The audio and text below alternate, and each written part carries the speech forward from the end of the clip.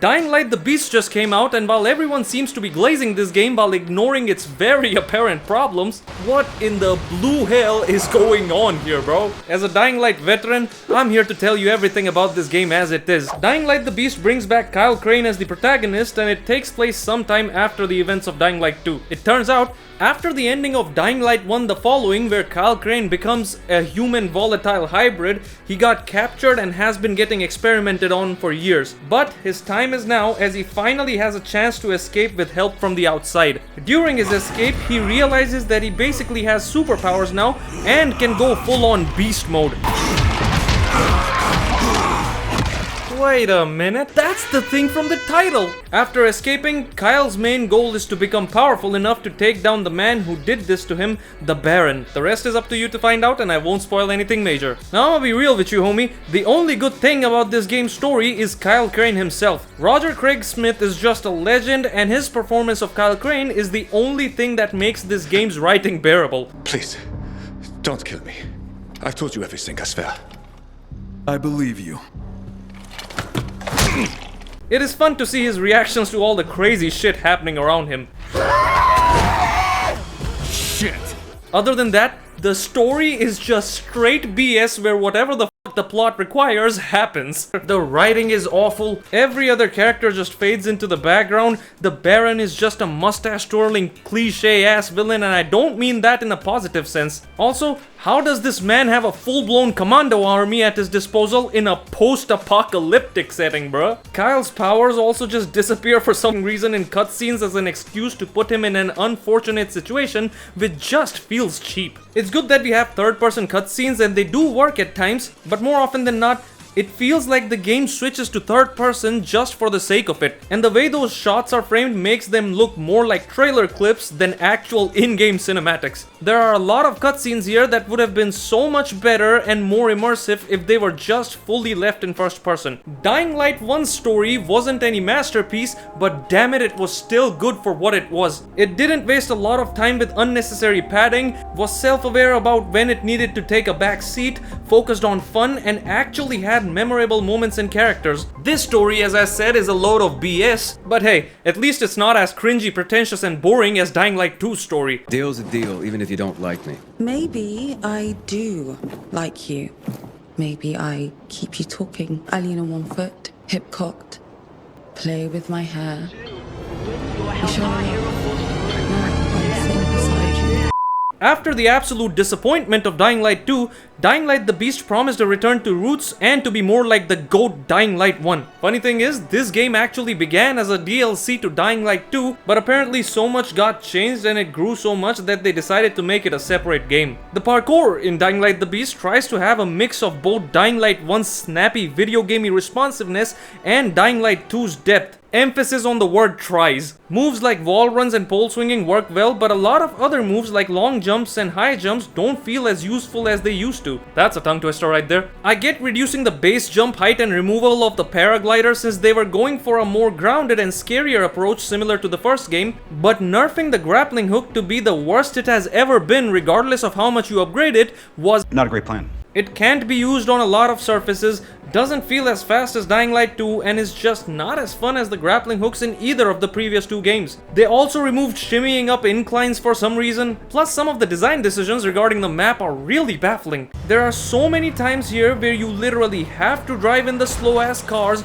or run in a straight line, or just slowly scale the side of a cliff as you doze off into the sweet embrace of sleep paralysis mid-game. Most of this map feels flat, and there is only one small section of it that is actually parkour worthy. So in the end game, when you've basically completed all missions, the rest of the map becomes completely useless as you just stick to the city area for parkour. The dynamic music system during free running like the one in Dying Light 2 is also gone, which sucks, and while the soundtrack is still good,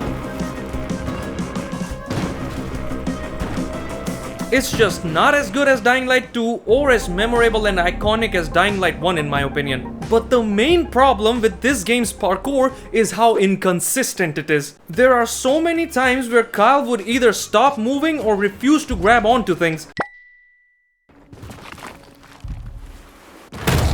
Huh? You could be looking directly at the thing you want to grab and it still wouldn't work. What the hell?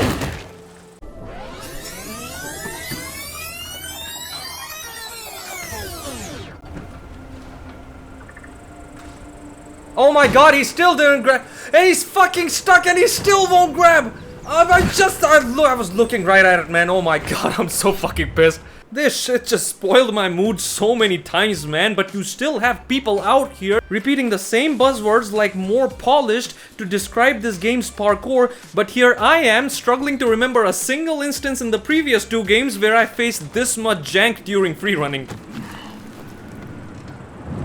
Wait, what? I can't move. Well, I guess that's how Kyle Crane's story ends, stuck under a goddamn antenna. Parkour was the best part about Dying Light 2, so how the fuck are we evolving backwards now? Don't get me wrong, the traversal is still good with a lot of cool stunts that can be done. Look out! Here comes the Spider-Man! But I personally find it to be the worst out of all 3 games in its current state. The combat of Dying Light the Beast is definitely better than Dying Light 2. A lot of Kyle's animations from the first game are back, including the finishers. Plus, there's also new ones included with the weapons and beast mode. Sadly, the X-ray cam still hasn't returned. What the hell, Techland? Animations and ragdolls are much better than the stupid-ass physics we had in the last game. Zombies feel like they finally have some weight to them, and hitting them with weapons actually feels satisfying. Except when it doesn't. Don't worry, I'll get to that in a bit. Zombie variety is also basically unchanged from the last game, including the annoying ones, with just a couple of visual differences. So unfortunately, we are still not back in the glory days of Dying Light when you could drop kick a zombie baby. Dying Light 1 had the best zombie designs for real. I'm shouting because this fucked up infected motherfucker with guts hanging out of his mouth just spit a bunch of toxic snot at me. The boss fights are actually quite fun again, thank god. Throughout the game, you face various bosses known as chimeras, which are juiced up zombies. Still less juiced than how the Rock used to be though. While the bosses are recycled at times, they still manage to have enough minor differentiation so as to not feel completely lazy. Also, the ways Crane finishes off these ugly bastards are just phenomenal. Let me tell you something. Let me tell you something. Let me tell you something. Let me tell you something. Performing returning moves from Dying Light 2 like the swinging kick and the zombie pull plus head stomp combo feels much better to do here. And hey, they also brought back the Beyblade move from Dying Light 1. Gunfights are also back from Dying Light 1 as both you and the enemies have firearms now, and it can be super fun to just run and gun with a shotgun at times. Other than your usuals, there are also new firearms now, like the grenade launcher and the flamethrower, which are straight up awesome. Throwables are very handy and there is a good variety of them. I also really enjoyed the spin they put on some of the melee weapons like the knuckle dusters. The biggest addition to the combat, however, is the beast mode. This is like the rage mode from Dead Island 2, which can be triggered once you have filled this meter by either hitting enemies or getting hit yourself. When you activate it, Kyle Crane beasts all over everyone as you rip and tear through enemies with ease, with special moves like Hulk smashes and straight up chucking rocks at the enemies. You are also able to super jump and the grappling hook starts to function like it did in Dying Light 1. This ability is a lifesaver not just because you can take out hordes of zombies quickly, but also because your health recovers with each kill as well. The combat loop overall is just really good, man, especially in the latter half of the game. But it is still not as good as Dying Light 1. Yeah. It's time to talk about the fuck-ups of the combat system. The AI in this game can be absolutely awful at times. Yeah, what are you gonna do about it, huh? Huh? Wait, what? Bro's confused. Oh, there he goes again. What is happening, man? There were times where zombies didn't even react to me hitting them. What happened here? Oh! Thank you so much for letting me do this without any hassle, buddy.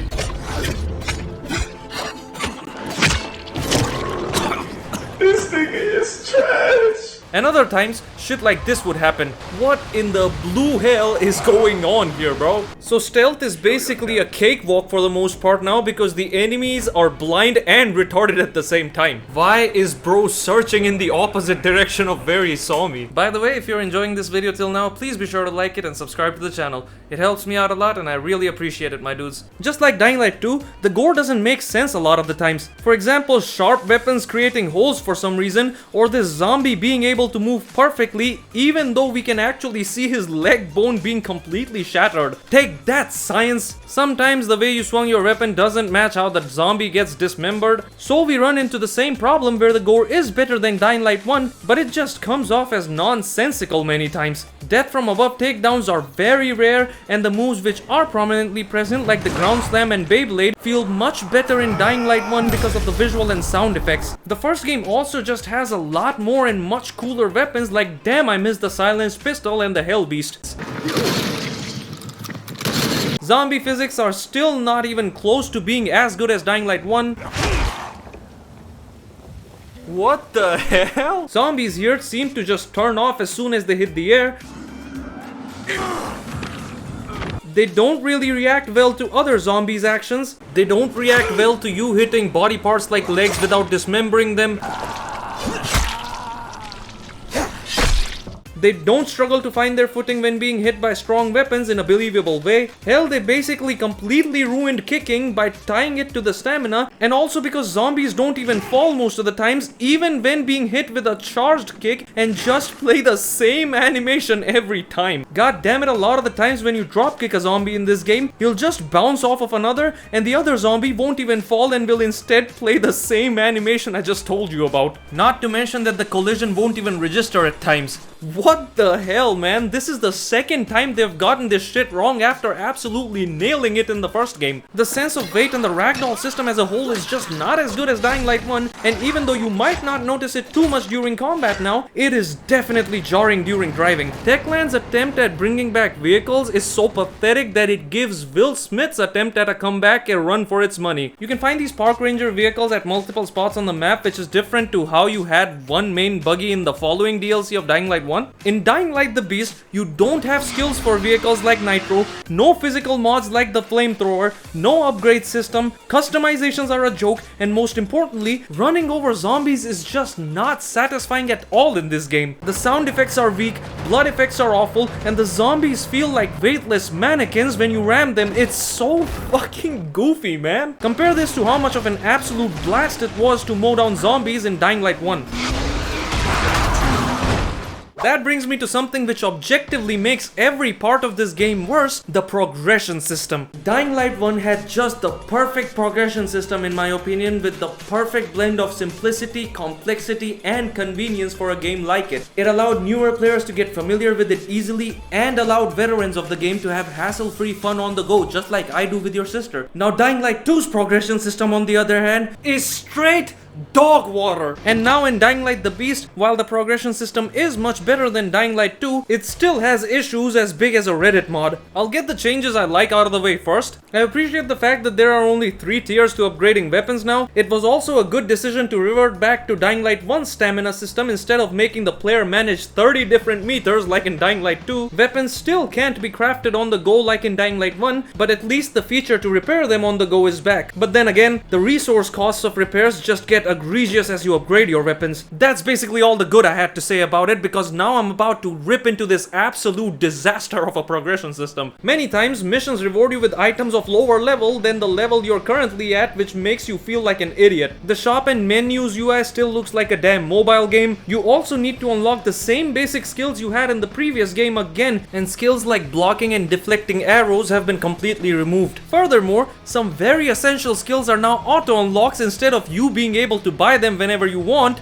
which takes away from player choice. For example, zombies grab you very often in this game, which is just tedious as hell. It doesn't add anything to the difficulty and actively takes away from your enjoyment of the game by breaking the flow of combat. So to somewhat reduce this nuisance, you might want to get the quick escape skill like in the previous games, but quick escape is not a purchasable skill anymore. It is a passive skill that unlocks automatically at level 11. The max level in the game is level 15, by the way. So yeah, you can basically complete the entire story by the time you unlock it, because another kick in the balls is that the leveling up in Dying Light the Beast is the slowest it's ever been in the series. But the worst thing this game's progression system did is it brought back the zombie level system from Dying Light 2.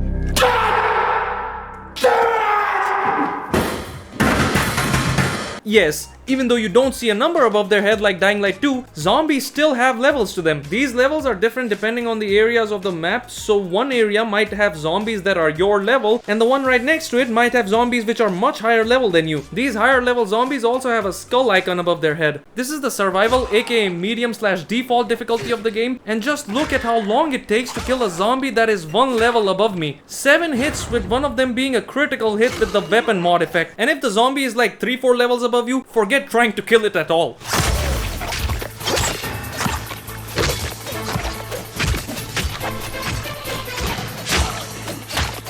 It's still not dead. I'm gonna fucking delete this game right now. Remember how in Dying Light 1 on the hard difficulty the fights felt appropriately balanced even in the beginning of the game, and the zombie designs were used to seamlessly visually convey how tough they might be? Well, forget all of that, because here the hard difficulty was already off the table after I played it for a while, and I switched to medium because I realized that this game has the same lazy ass difficulty scaling as Dying Light 2 and most other modern games, where the only difference is to the damage you deal and take. And also, unlike Dying Light 1, it doesn't really matter how the zombies look. What matters is what level they are, which means that even these Ozempic addict Ariana Grande looking ass zombies can outclass your ass in combat as long as they have a skull icon above their head. This is such counterintuitive design. Like, why the hell would you want to de-incentivize your players from exploration by level gating areas in an open world zombie game, man? I hate so much about the things that you choose to be. Speaking of counterintuitive,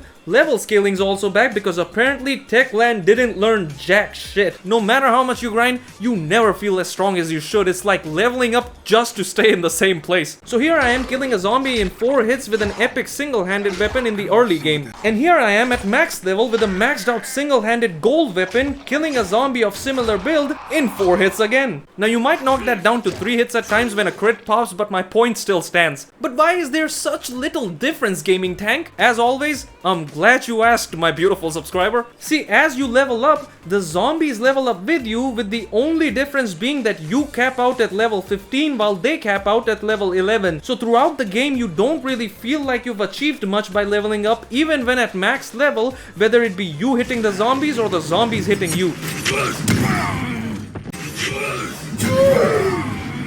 Wow. Remember that feeling of going from being hunted by the volatiles to then becoming a volatile hunter in Dying Light 1? Well, you won't be feeling that sense of natural progression anywhere in this game unless you play on the easy difficulty and exploit the beast mode. The open world of Dying Light the Beast is set in the fictional European area of Castor Woods. This is much more of an actual town than a freerunner's wet dream like Dying Light 2's map. The infected are everywhere. Indoor areas are as detailed as ever. When it rains, this game's vibe is just immaculate. The game actually looks, sounds, and feels like a Dying Light game. The atmosphere overall is much better and much closer to how it was in the first game. Still not quite up to that level though.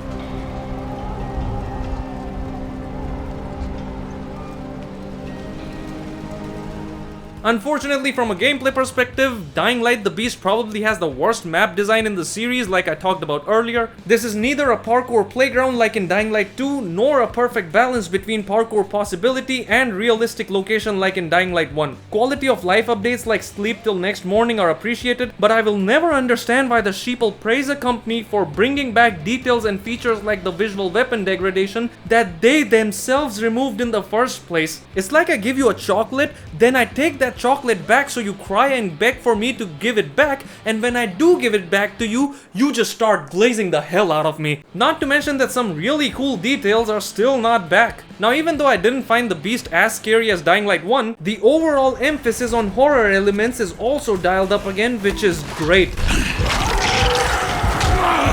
I don't think playing at night has any real incentives, which is like one thing that Dying Light 2 kind of did well. But on the other hand, nights are finally dark and volatile chases feel intense again. Being in a forest type area being chased by volatiles is a different type of rush, the kind I never felt while playing Dying Light 2. Although I did notice that the normal runners in this game didn't pose as much of a threat and weren't even close to being as aggressive as they were in Dying Light 1. And the missions reflect that rollback of tone too. There are very few side missions here, but the ones which are present actually feel meaningful compared to Dying Light 2 and can be fun at times. The same can also be said for the main missions. There are interesting set pieces here, and I love the fact that a lot of missions focus on the horror aspect of the game again, like Dying Light 1 did. Of course, there's the usual can only be done at night missions, but a lot of them go beyond that as well. There are multiple times when you have to invade volatile hives in this game, just sneaking around trying not to get caught, and once you do get caught, it's a chase for your life, which is just a lot of fun. But that's basically all that's good about the missions, because Dying Light the Beast genuinely has one of the worst mission structures I've ever experienced. I'm not even exaggerating here. Most of the missions in this game waste so much of your time, it is actually ridiculous. You start the quest somewhere,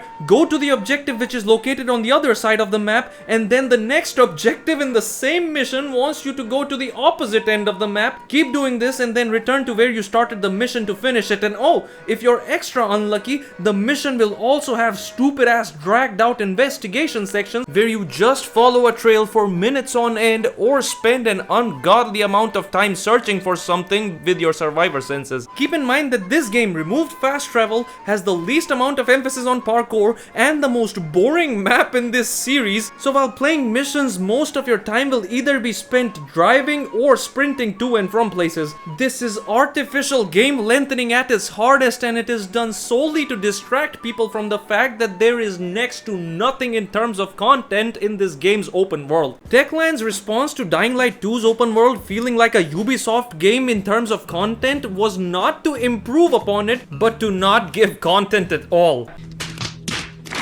All you have here are loot stations, a few slow-ass boring car race challenges, copy-paste as safe zones and electrical substations which literally only have one type of puzzle for you to solve. There are no parkour challenges, no combat challenges, no be the zombie, no new game plus, no nothing. The lack of content in this game is genuinely insulting. Finally, before we move to the conclusion, I want to talk about the technical problems of this game, because I've been playing Dying Light the Beast since day one, and my god was this game in an awful state, and it still is to a certain extent. Now there is no denying that this is a good looking game, but remember when I told you? Funny thing is, this game actually began as a DLC to Dying Light 2, but apparently so much got changed and it grew so much that they decided to make it a separate game. Well, the only major change to the graphical fidelity is the color palette and the lighting, which is more like Dying Light 1. That's basically it, yet this game requires a much more powerful system to run than Dying Light 2 did, while also not being a graphical improvement in any way. Hell, even the textures and more importantly the elemental effects, which desperately needed an uplift, are the exact same quality. Also, going from very low to high and vice versa makes a 7 to 8 FPS difference in most situations. The game will be running fine during intense action where blood, guts and cum is flying all over the place, but will drop FPS when nothing even close to this intensity is happening. And my god man, the stuttering is genuinely insane at times. Techland did confirm this to be a memory leak issue and promised a fix, but I don't get how they managed to make this same mistake again, because Dying Light 2 also suffered from memory leak issues at launch. But don't worry guys, the shills will tell you to just turn on DLSS and frame gen and pretend that fake frames are real. People's standards for video game optimization have fallen so far that games are getting praised for performing slightly well because everything else is so shit. Quick update, as I was editing this video, patch 1.2.3 dropped and it didn't resolve the random FPS drops at all. And also, even though it did reduce the stuttering by a lot,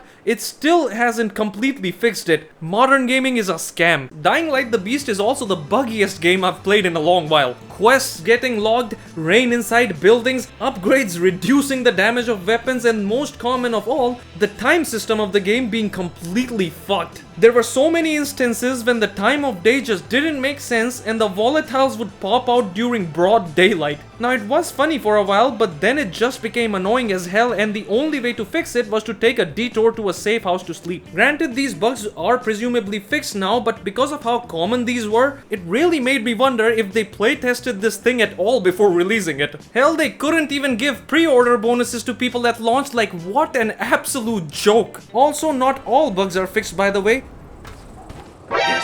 What the hell? And the most prominent one I still personally face a lot is the bug where music would keep playing long after the combat has ended and there is not a single enemy in sight.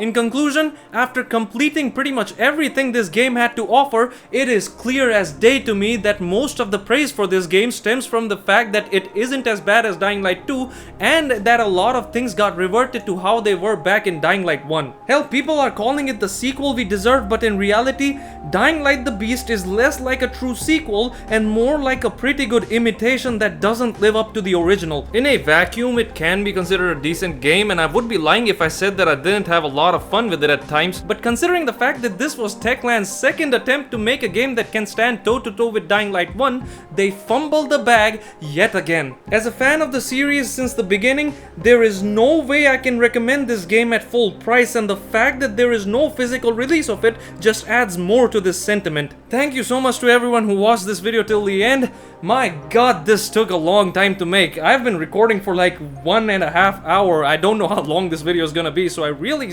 appreciate you sticking around to watch it. Here's another video that you'll enjoy, so be sure to check it out as well. As always, subscribe and I'll see you next time.